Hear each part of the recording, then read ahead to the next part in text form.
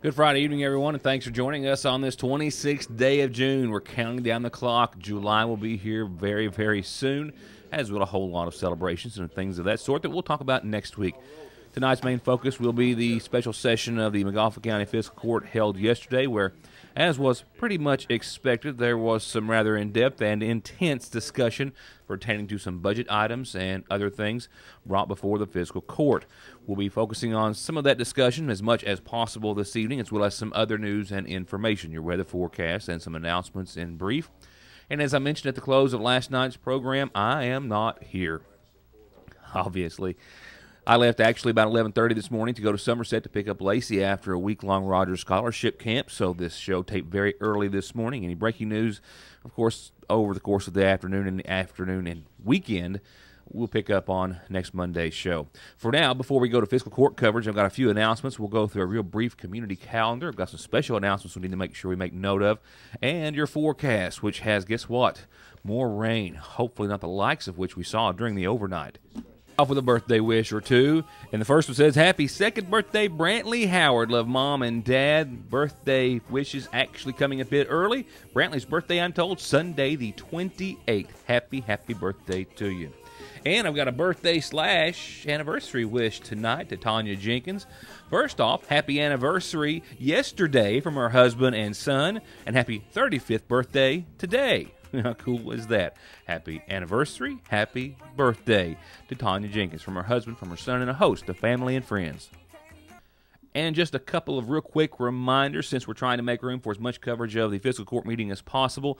Remember the dedication ceremony to be held this Sunday at 2 at the St. Luke's Catholic Church here in Sagersville. They'll be celebrating the blessing and dedication of their new church and facility beginning at 2 o'clock with Bishop John Stone presiding, and they hope that you'll join them.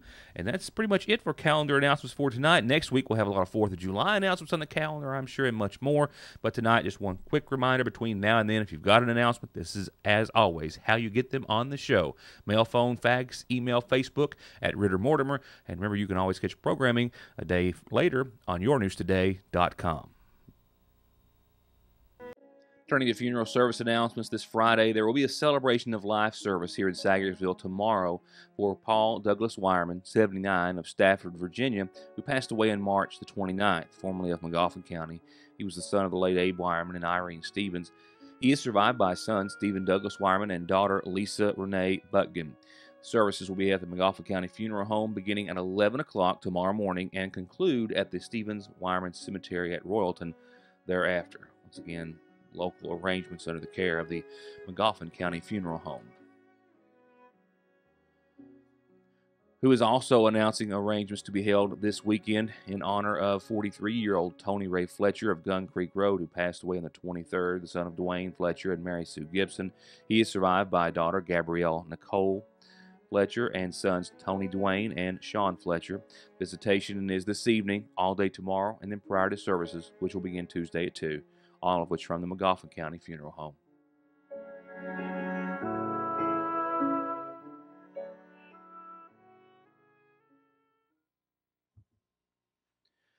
Now, keep in mind that this program was recorded well before noon today, so current observations are pretty much null and void.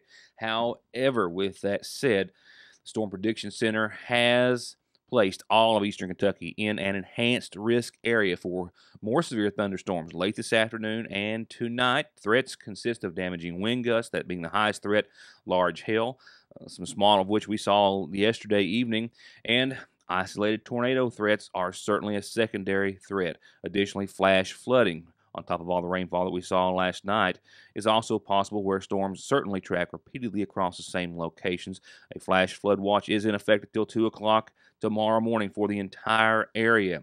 And then after it's all said and done tonight, we're still looking at another half to 3/4 of an inch of rainfall on your Saturday. Temperatures 75, I think, mid-70s. Same temperatures on Sunday. Saturday's not going to be a total wash. I think we might actually even see some improving conditions by late Saturday night, with still clouds above, but shower activity should start to diminish and then be totally out of here by the latter half of your weekend. It's going to be cool and comfortable and gorgeous on your Sunday, maybe a bit waterlogged, but still perfect temperatures and conditions. A little bit below average, but hey, Monday, we will pick up a degree or two and get close to 80, partly sunny. With that, we start to work back in another thread of some showers and thunderstorms that will be with us from there throughout the rest of the forecast period and the rest of the week, and maybe into your 4th of July holiday weekend. We'll talk more about that when I see you next week. But we will see the upper 70s and barely the 80s for most all of next week. It's going to be on the cooler side of things. We'll have to deal with some clouds. I have right now mostly cloudy skies Monday through at least Thursday of next week, with a decent shot of some showers and storms each and every day. Maybe that will work itself out by the time the 4th of July weekend rolls around. For now, a brief break. We're going to be right back only after a few words from a few of our sponsors, and then get into headlines, including what will be limited to from this point further coverage of the Magoffin County Fiscal Court.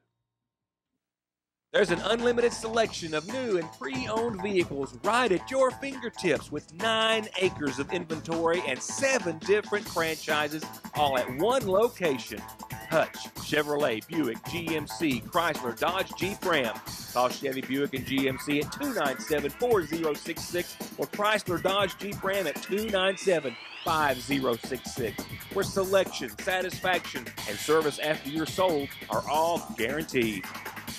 To get high-speed internet on their state-of-the-art fiber optic network for all of your home and business solutions, or to watch TV without a contract on over 200 digital channels with superb quality, or stay connected with family and friends with 24/7 telephone service you can always depend on, contact Foothills Broadband today. Or just click on their link to the right to find out how they're working to provide the latest in communications at affordable prices with exceptional service at Foothills Broadband.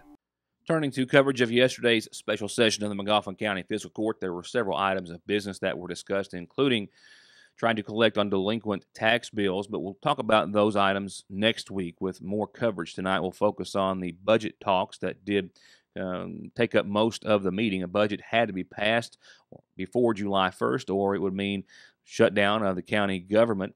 Much of the discussion centered around some issues with the budget. Before we get into that discussion, however, Magoffin County Judge Executive Charles Hardin wished to go over some statutes of the judge's office itself and give some clarification on his position pending the Court of Appeals upholding the verdict of Judge John David Preston. He also seeks some clarification, apparently, as to why 2 magistrates were not in attendance during a regular scheduled meeting, which was held or to be held the same day or the afternoon after that appeals court ruling was made public.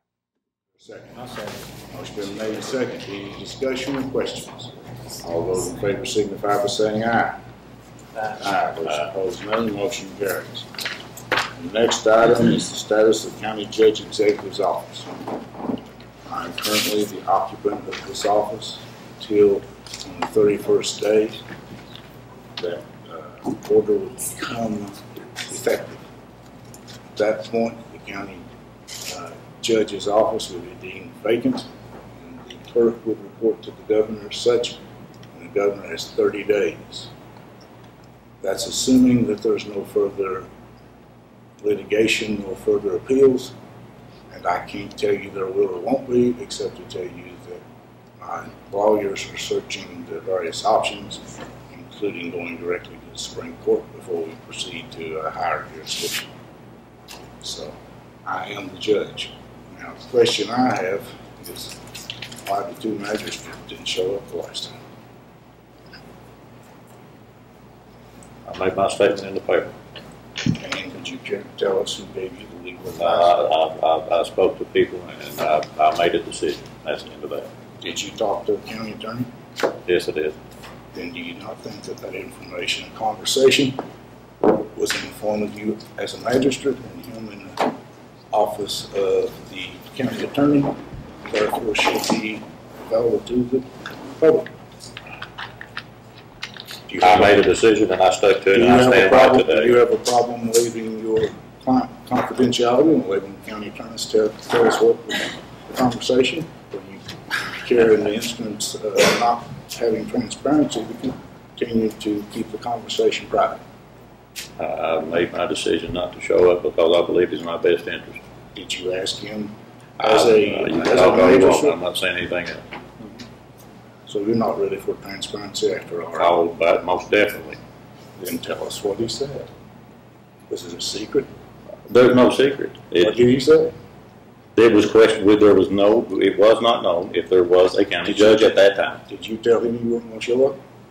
Yes. Greg, why did you let us sit here for 17 minutes and take our time and not tell us that you were coming? Didn't know if they wouldn't, dog. So you told him you would? I told him that I didn't. Did you tell him you weren't coming or not? That's a I simple told him question. at that time I did not. When I spoke to him, I told him that I didn't think I was coming. There was no 100% sure about anything. Doesn't matter. This is a moot issue. Well, it's not a meat issue. Oh, it is. Did you call me and ask me could I attend? I may have had other things going on. If there were other things, then you would say other things. But I wasn't asked before the meeting was said either.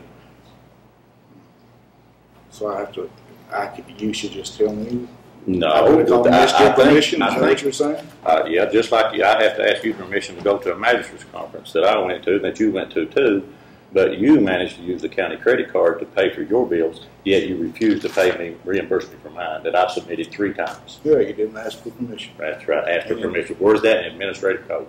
Read it. It does not say that I have to ask for your permission to attend the magistrate's conference. It says in the magistrate's code, and this was interpreted by Rich Hornstein, Cato attorney, any travel outside of the Big Sandy must have approval from the county judge. Where's that at? Is that in there, Rick? You know? I don't know. Y'all been going to meetings and having all these conferences. I've not been a part of it. I don't know. Go ahead and take your time with it. You'll find it.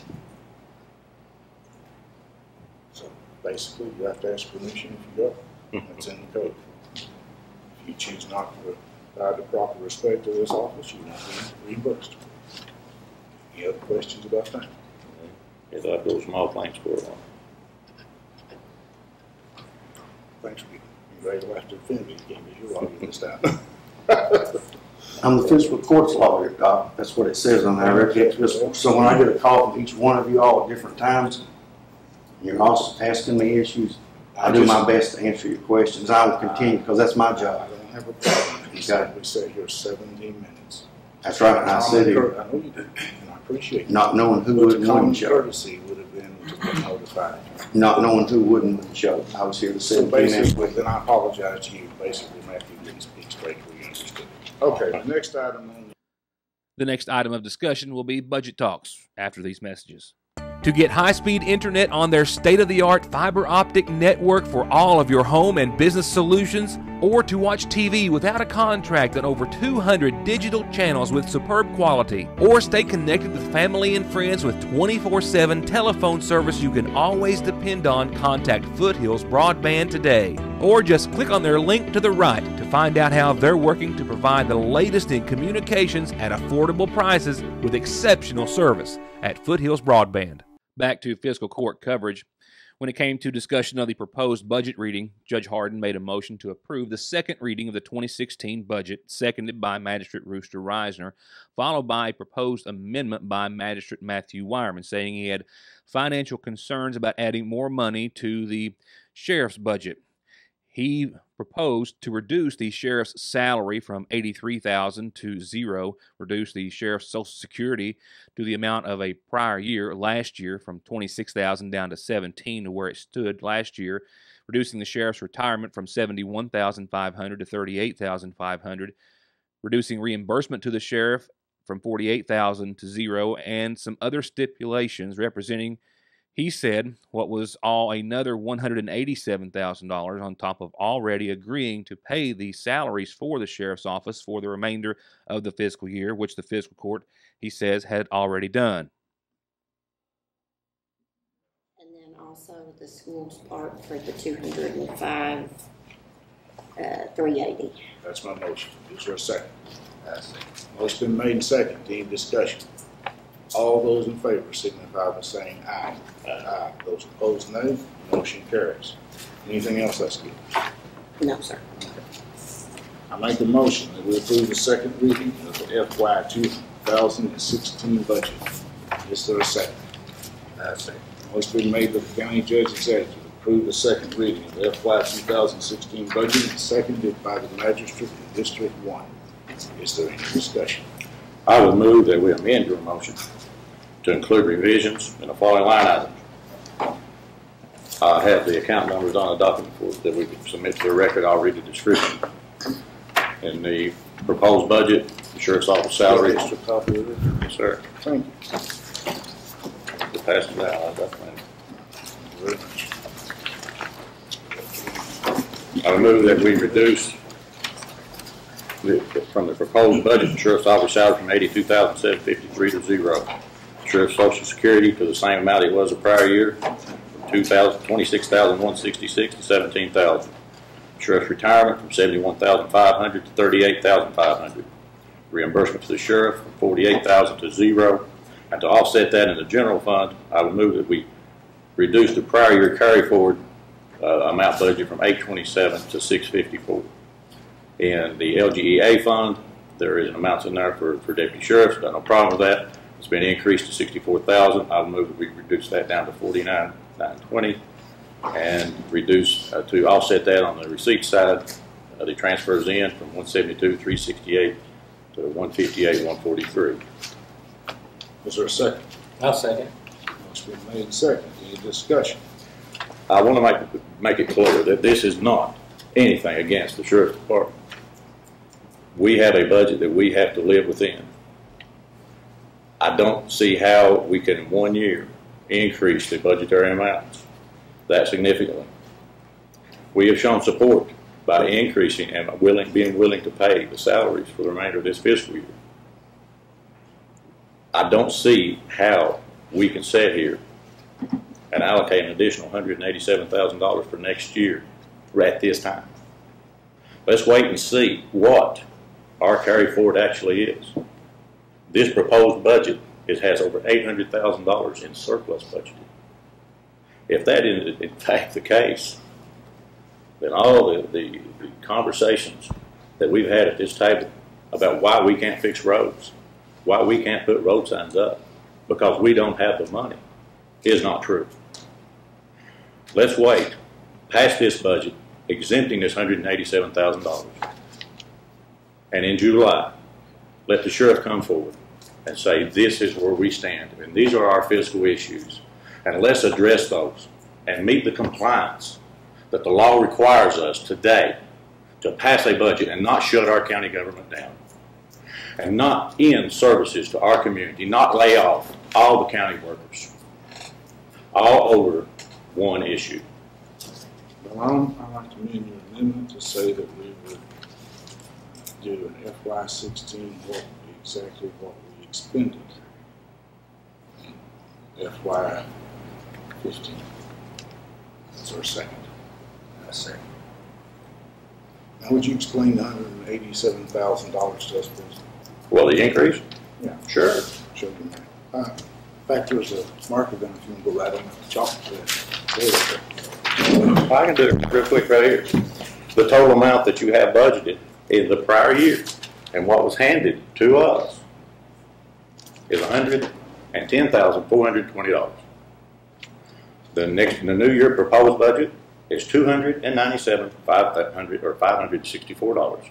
That is $187,144. You know, these are your numbers, not mine. Do you know the difference between expending and budgeting? Oh, do you think? Not really, I don't. But I was going to ask you if you could explain your understanding of it.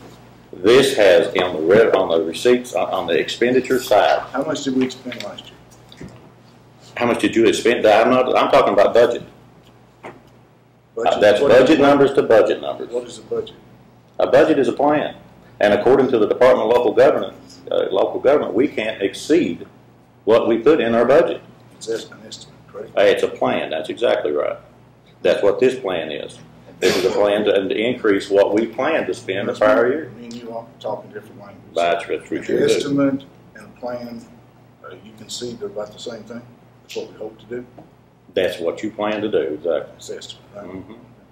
So last year we estimated $110,420 and we expended $245,605. Would you not adjust your next budget based on what your previous historical expenditures were, or would you go back to the one that was less average? You made a guess in 2015. The guess turned out to be wrong. Since that estimate was wrong, we're trying not to get ourselves in that bind and to go ahead and estimate based on the prior year performance. prior year performance would probably be more accurate guidepost than would be the previous amount you thought you were going to spend. For instance, if I think I'm going to spend $500 on my electric bill, and I spend $1,000 average a month for the previous year, I don't think I'd go back and go $500 this time. We know better that we can't do this. But why is it the fiscal court's responsibility to pay an additional amount above this? If this is the case, how much have we budgeted in the years before? Have we always underestimated this and still more than doubled what we're paying and providing for the sheriff? I'm looking at last year. And when you do budgeting, you do it based on trends. And you look over a period of time and you make your estimates based on trends. So last year's numbers, let me speak please. Last year's numbers may be an outlier. If we go and we spend extra money and buy a truck, do we budget for a truck again next year when we don't need it because we had one last year? Right. So this year, we have voted to provide additional assistance to the sheriff this fiscal year. Does that mandate that we do it every year from now on? First of all, is this an outline? It very well could be. He says that he's had issues this year. He's not got money coming in this year like he has in the past. He asked for our support and we gave it. So does that make it mandatory that we provide that same every year from now on? I didn't look. Did you look? No, I didn't. Your one seems no budget to talk. I don't have that information. But we can sit here and enjoy it back and forth all day. And we can do move on forward. Now you interrupted me. Go We'll ahead. do it this way. The chair has the floor. All right, good. Please. Mr. Warren, I don't know what you find humorous. I certainly don't find your attitude very humorous at all. I don't find I yours. don't like your condescending attitude that you think you know everything. That conversation continued on for some time. Later, a vote was brought before the court on the matter, and I'll have that right after these messages. To get high-speed internet on their state-of-the-art fiber optic network for all of your home and business solutions, or to watch TV without a contract on over 200 digital channels with superb quality, or stay connected with family and friends with 24/7 telephone service you can always depend on, contact Foothills Broadband today. Or just click on their link to the right to find out how they're working to provide the latest in communications at affordable prices with exceptional service at Foothills Broadband. Back to coverage, and after some further discussion, a new proposal was brought forth on the budget with a compromise from the sheriff saying that he would forego gladly the hazardous duty retirement package in exchange for an additional deputy, which he needed. And Matt Wireman countered, Magistrate District 3, that he would also like to see with that, if they were to take that into consideration, some accountability through a report of some sort, monthly or thereafter, showing how the sheriff's money was being spent, with the judge not in favor of micromanaging the sheriff's department. Here's the discussion that followed. Also, is the sheriff says that he would rather have another deputy than retirement. I will make a motion to make that amendment, and then we're going to vote on the budget. And if it doesn't pass, we're going home. Can we put in there that before we use these line items, that we are notified and that we have the information showing that we have now, he's not meeting, he doesn't have the funds to pay his salary, rather than it just happen. No, sir, I won't agree. I think the sheriff deserves adequate support. I don't think we're giving him what he deserves now. All due respect, we've never said no to the sheriff. We never said have no, plans except on the retirement. We just want to know. If we do it your way, Buck, me and you'll pay $250 every time we have to do an amendment. Me and you, Matthew can all pay. I'll pay $250 every time we have to do an amendment above this. You can pay $250. Next time I'll pay $250. Matt pay $250. Why should the county be out $500 every time? I'm not saying that we do that. I'm not saying that we do that. I'm saying that when we go through the process, that we have a report that comes every month of what we're paying for. You said to do it. You said not. You said to do it and then not to do it. No, I didn't say nothing about it. Look, man, I'm the one with the licensed used car salesman certificate. You're like a car salesman. Yeah. What would you do if you did this? And you say yes. And so I'm just saying what if. What I'm telling you, what I will agree to.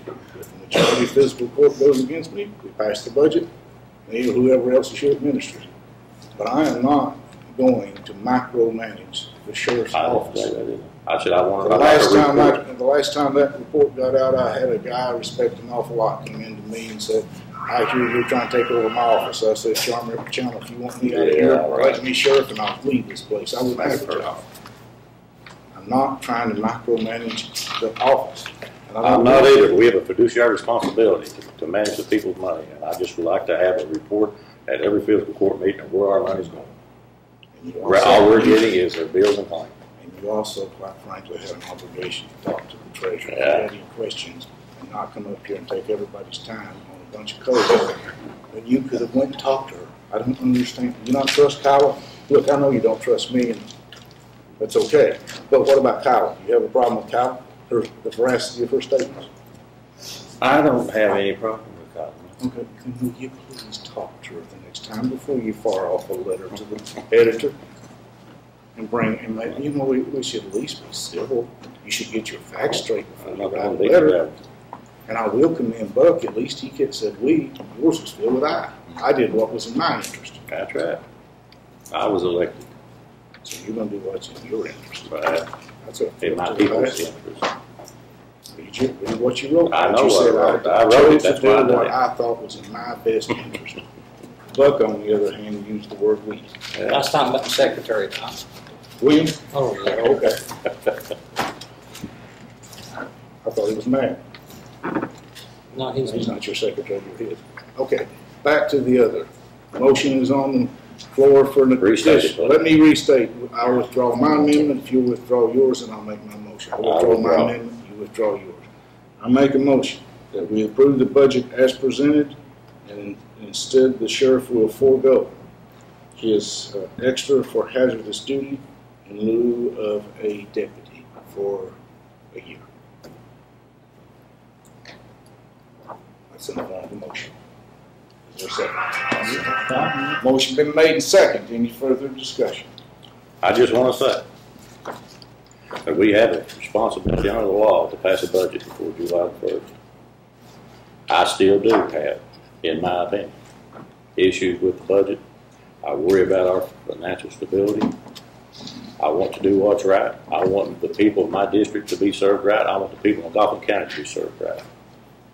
I want to support this, but I do so under protest. And after a little discussion afterwards, a vote was taken, and the budget, after a lengthy discussion and debate, was passed unanimously. That's my time for now. Have a wonderful weekend. We'll see you back here Monday for more of Your News Today. Good night, and thank you for watching.